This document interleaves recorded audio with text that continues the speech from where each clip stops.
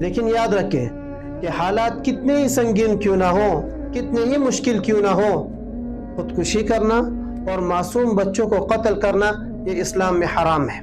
بسم اللہ الرحمن الرحیم۔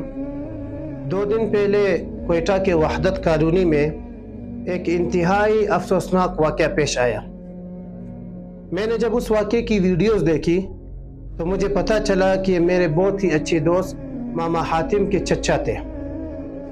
اگر واقعہ ایسا ہی ہے جس کے آصف نے ویڈیوز میں بیان کیا ہے تو یہ صرف ایک خودکشی اور قتل ہی نہیں بلکہ ہمارے معاشرے کی اخلاقی موت ہے۔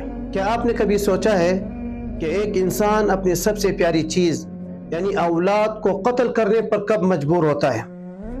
جب ملک میں ہر طرف اندھیرا ہو، انصاف ملنے کی کوئی امید ہی نہ ہو، جب کوئی سہارا نہ ملے اور ظالم مظلوم پر حد سے زیادہ ظلم کرے، حد سے زیادہ اسے ٹارچر کرے، تو اس وقت پھر انسان کو زندگی سے زیادہ موت اچھی لگنے لگتی ہے۔ اس وقت پھر انسان ایسا قدم اٹھانے پر مجبور ہو جاتا ہے۔ آپ صلی اللہ علیہ وسلم نے فرمایا تھا کہ حقیقی مسلمان وہ ہے جس کے ہاتھ اور زبان سے دوسرے مسلمان محفوظ رہے۔ ذرا ہم اپنے گریبان میں جان کر دیکھیں، کیا ہمارے آس پاس کے لوگ ہماری زبان سے اور ہمارے رویوں سے محفوظ ہیں؟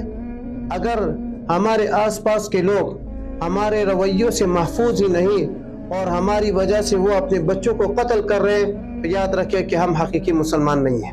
لیکن یاد رکھیں کہ حالات کتنے ہی سنگین کیوں نہ ہو، کتنے ہی مشکل کیوں نہ ہو، خودکشی کرنا اور معصوم بچوں کو قتل کرنا یہ اسلام میں حرام ہے۔ یہ زندگی اللہ تعالیٰ کی امانت ہے اور اس کے بارے میں فیصلہ کرنے کا حق بھی صرف اللہ تعالیٰ کو ہی ہے۔ خدا را کسی کو اتنا بھی تنگ نہ کرے کہ وہ اس طرح کا قدم اٹھانے پر مجبور ہو جائے۔ اللہ ان معصوم بچوں پر رحم فرمائے اور ہمیں ایک دوسرے کا ہمدرد اور محافظ بنائے۔